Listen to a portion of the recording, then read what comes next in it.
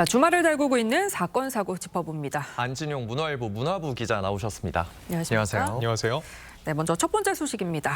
북한이 한국에 침투했다고 주장하는, 한국에서 침투했다고 주장하는 무인기가 자신의 수행이었다라고 주장하는 인물이 나타났습니다. 그런데 대학원생이라고요?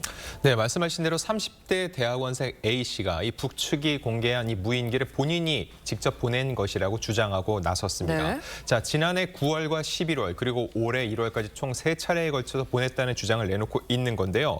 자, 이러면서 본인이 직접 언론 인터뷰 자청한 이유에 대해선 군경 합동조사 TF가 자신이 무인기 제작에 맡긴 임무를 용의자로 불러서 조사했기 때문이라고 털어놨습니다. 그 배경에도 궁금증이 커지고 있는데 북한 황해북도 평산군에 위치한 우라늄 공장의 방사선과 중금속 오염도를 측정하기 위해서라는 목적을 설명하기도 했습니다. 자, 하지만 당국의 허가 없이 이렇게 북에 무인기를 보낸 행위는 남북교류협력법 그리고 항공안전법 위반이라는 지적이 나오고 있습니다. 네. 그런데 이 해당 인물에 대한 근무 이력도 좀 이목이 끌린다면서요? 네, 맞습니다. 이 A씨 같은 경우는요, 윤석열 정부 시절에 대변인실에서 계약직으로 근무했던 것으로 확인이 됐고요. 네. 또한 이 보수 성향 청년단체 회장도 맡았던 이력이 추가적으로 확인됐습니다. 네. 또한 통일 관련 청년단체에서도 일을 했기 때문에 A씨에 대해서 조만간 경찰이 소환 조사를 할 예정이고요. 이와 관련해 더불어민주당 측은 배후 여부에 대해서 포함해서 엄정한 수사가 필요하다는 입장을 낸 상태입니다. 네, 그런데 얼마 전 북한에서는 군이 했든 민간이 했든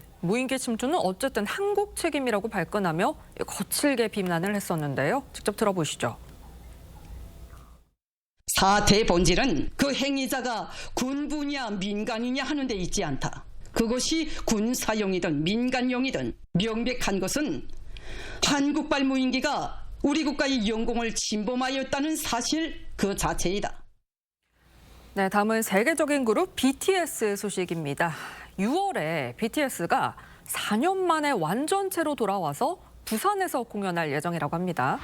그런데 벌써부터 숙박비가 폭등하고 있다면서요? 네, 방탄소년단이 약 4년 만에 오는 3월 새 앨범을 발표하고서 활동을 시작하는데 4월 고향에서 공연을 하고요. 그리고 6월에 부산으로 넘어갑니다. 그런데 부산 지역이 들썩이고 있다는 거죠. 원래 평소에 1박에 8만 원 정도던 숙소가 이미 10배 가까이 무려 75만 원까지 뛰어 올랐다는 겁니다. 또 부산 지역의 바가지 숙소 논란은 이번이 처음이 아닌데 약 4년 전 BTS가 부산 엑스포 유치 기원을 목적으로 무료 콘서트를 열었는데 그때도 이 같은 갑작스럽게 가격이 폭등하는 바가지 논란이 한 차례 불거졌던 적이 있습니다. 중요한 건 공연 장소는 아직 공개되지도 않았습니다. 그래서 이 공연 장소가 정확히 특정이 되지 않았음에도 불구하고 부산 일대의 이 숙박 요금이 동시에 뛰어오르는 또 이색적인 상황이 벌어지고 있고요. 요금 폭 역시 예상을 크게 웃돌고 있습니다. 평소에 20만에서 30만 원 하던 이 해운대 유명 5성급 호텔의 경우 공연 기간 또한 5배 정도 뛸 것으로 예상되는데 유명 가수들이 이렇게 공연을 열면은 앞서 이제 테일러 스위프트 같은 경우 스위트 노믹스라고 할 정도로 그 지역 일대에 경제가 부흥하는 효과가 있습니다. BTS 역시 이 같은 일이 불거지고 있는데 다만 상식 밖에 이런 폭리를 취하는 행위에 대해서는 근절이 필요하다는 목소리 또한 높습니다. 네, 말씀 주신 대로 이 공연 장소가 정해지지도 않았는데 이 호텔이 일방적으로 기존에 예약돼 있던 예약자들에게 이 취소를 요청하는 문제가 또 있다면서요? 네, 맞습니다. 지금 말씀하신 대로 SNS에 몇몇 주장들이 올라오고 있는데 기존의 해당 시기에 이미 예약을 해놨는데 호텔에서부터 예약 취소를 요청을 받았다는 겁니다. 한 누리꾼은 BTS 부산 콘서트 일정이 공개된 후 예약이 수백 건 들어와 객실 예약이 초과됐다면서 예약 취소를 부탁받았다는 거죠. 이와 관련해서 이미 정상 가격을 주고 예약된 상황에 대해서 이같이 갑작스럽게 취소를 요구하는 것 자체가 굉장히 부당하다는 목소리가 계속 나오고 있는 상황입니다. 상황이 이렇게 되니까 대통령까지 일침을 가했다고? 네, 맞습니다. SNS에 글을 올렸는데 이재명 대통령의 글을 보면은 시장 전체의 질서를 무너뜨리고 모두에게 큰 피해를 주는 악질적 횡포이기 때문에 뿌리 뽑아야 된다고 일침을 놓았고요. 관련해서 부산시는 당시 이미 공식 홈페이지를 통해 숙박요금 신고센터를 운영하고 관계기관과 함께 합동점검에 나서겠다는 입장을 보였습니다. 네, 다음은 인기를 끌고 있는 두쫑쿠 소식 짚어보겠습니다. 이 두쫑쿠 열풍이 선한 영향력으로 이어지는 현장이 있습니다. 이 대한적십자사가 헌혈 참여를 독려하기 위해 두쫑쿠를 내걸었는데 헌혈의 집에 오픈런까지 벌어졌다고요? 네, 이게 참 반가운 소식이기도 한 동시에 또 안타까운 소식이기도 합니다. 네. 요즘 두쫀쿠, 두바이 쫀드 쿠키가 굉장히 인기인데 요즘 헌혈이 워낙 혈액이 부족하다 보니까 헌혈자들을 대상으로 해서 두쫀쿠를 증정하는 행사를 연 겁니다. 예. 바로 어제 서울중앙혈액원이 하루 동안 관할 7개 헌혈센터에서 진행을 했는데 실제로 헌혈의 집 앞에 길게 줄이 늘어서는 진풍경이 네. 벌어졌습니다. 이 두쫀쿠를 선착순으로 지급을 했는데 실제로 이 혈액원 관계자에 따르면 이 인기가 높아 헌혈 참여로 연결시키기 위해서 기획을 했는데 실제로 평소보다 크게 늘었다는 입장을 보였습니다. 최근에 저출생과 고령화 때문에 헌혈이 감소하고 있는 상황 속에서 네. 이 같은 이벤트를 통해서나마 이 혈액을 더욱더 확보할 수 있다는 점에선 다행이라고 볼 수 있습니다. 네. 네, 정말 두쫑쿠 열풍이 어마어마한 것 같은데 그런데 이 미슐랭 3스타 안성재 셰프가 이 자녀들과 두바이 쫀드 쿠키 만들기에 나섰다가 이 두바이 딱딱 강정을 만들어서 웃음을 낳기도 했다는데요. 안성재 셰프가 딸을 위해 다시 한번 두쫑쿠 만들기에 나섰다고 합니다. 한번 직접 보시죠. 우리는 잘라 먹을 거야. 동그랗게 만들어. 동그랗게 안 만들 거야. 자, 동그랗게. 카다이프를 여기다 넣는 게 아니고 카다이프를 이거랑 섞어. 아니야, 틀린 거야 이거는. 뭔가 만들고서는 이렇게 막 이게 의기소침해진 건 되게 오랜만이야. 이거 얼마 넣을까? 다 넣어. 다? 응. 너무 달지 않을까? 아니 딱 좋아. 딱 좋아. 알았어. 우와, 다 얼었어 벌써. 냉동실에 넣어놨어? 잘못했어?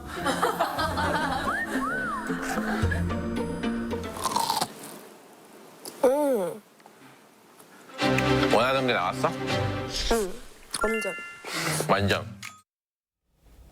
네, 이른바 두쫀쿠 AS 영상. 이 조회수가 벌써 500만 회를 넘겼다고요? 네, 두쫑쿠의 인기만큼이나 이 영상 역시 화제를 모으고 있는데 미슐랭 3스타의 셰프가 만든다고 하니까 많은 사람들이 더 관심을 모았겠죠. 예. 근데 앞서 만든 영상은 이 쫀득한 게 아니라 딱딱해서 두바이 딱딱 강정이라는 오명을 썼습니다. 이거에 대해서 AS, 실제로 잘 만들면 이렇게 만들 수 있다라고 보여줬는데 이 영상이 이미 무려 조회수 550만 회를 넘겼고요. 댓글도 2만 개에 육박합니다. 그만큼 네. 두쫑쿠에 대한 인기가 굉장히 높다는 방증으로 볼 수 있습니다. 네, 그런데 이 두쫑쿠 사실 입에 넣을 때 굉장히 행복하다고는 하는데 이 몸에 무리를 줄 수도 있다면서요. 이게 열량이 상당하거든요. 네. 그래서 의료계에서는 심혈관 질환, 대사증후군, 당뇨 등을 유발할 수 있다고 얘기를 하는데 물론 하나 먹는다고 그러진 않겠죠. 네. 근데 맛있다고 너무 많이 먹게 된다면 소위 말하는 혈당 스파이크까지 고려한다는 겁니다. 이 과도한 당과 지방이 폭포수처럼 쏟아질 수 있기 때문에 조금씩 먹어야 되고 과다 섭취는 안 된다고 지금 또 조언을 하고 있습니다. 네, 이번엔 국제뉴스 살펴보겠습니다. 앞서 저희가 리포트에서 보신 것처럼 베네수엘라의 야권 지도자 마차도가 자신이 받은 노벨상 메달을 트럼프에게 넘겨주니까 지금 노르웨이에서 거센 비판이 나오고 있다고요? 네, 마차도는 지난해 이 받은 노벨 평화상을 지난 15일 이 비공개 면담에서 트럼프 대통령에 넘겼습니다. 예. 관련해서 이 노벨상 시상식이 열리는 노르웨이 오슬로시의 전 시장 같은 경우 가장 권위 있고 중요한 상의 권위를 손상하는 짓이라고 굉장히 강하게 비판을 했고요. 또한 이 노르웨이 전 재무장관 같은 경우 이걸 받은 트럼프 대통령을 직격했습니다. 그의 네. 인격을 보여준다면서 다른 사람의 상과 업적으로 자신을 돋보이게 하려는 전형적인 허풍선이라는 지적을 내놨습니다. 네. 이 모두가 아시다시피 트럼프의 노벨상 사랑 워낙 유명하잖아요. 네, 그런데 노벨상도 이게 실제로 뭐 양도가 가능한 겁니까? 실제로 마차도가 이런 입장을 낸 직후에 곧바로 노벨위원회에서 입장을 냈는데 네. 안 된다는 겁니다. 안 네. 되는 이유는 수상이 공표되면 취소나 양도, 공유할 수 없다는 거였고요. 메달 소유권이 바뀌더라도 수상자의 지위는 양도할 수 없다. 즉 메달이 넘어가더라도 그건 마차도가 받은 것이지 트럼프가 받은 것은 아니라고 확실하게 선을 그었습니다. 네, 차기 집권을 노리고 있는 마차도 트럼프를 만난 직후에 이 대권 의지를 강조를 했거든요. 그런데 트럼프 대통령 메달을 기쁘게 받아들긴 했지만 또 마차도 편을 들지는 않았어요. 자, 일단 마차도가 왜 건넸을지 생각을 해보면은요. 지금 마두로 대통령이 체포 압송된 상태죠.